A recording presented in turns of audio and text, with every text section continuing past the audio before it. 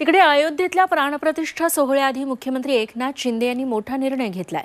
मुख्यमंत्री एकनाथ शिंदे श्रीरामाच्या प्राणप्रतिष्ठा सोहळ्याला जाणार नाहीत। उपमुख्यमंत्री देवेंद्र फडणवीस, उपमुख्यमंत्री अजित पवारही अयोध्येत जाणार नाहीत। तर मुख्यमंत्री आणि दोन्ही उपमुख्यमंत्र्यांसह संपूर्ण मंत्रिमंडळ लवकरच अयोध्येत जाणार आहे। संपूर्ण मंत्रिमंडळासह अयोध्या दौऱ्यावर जाण्याची तारीख लवकरच जाहीर करणार असल्याची माहिती मुख्यमंत्री एकनाथ शिंदेंनी दिली आहे।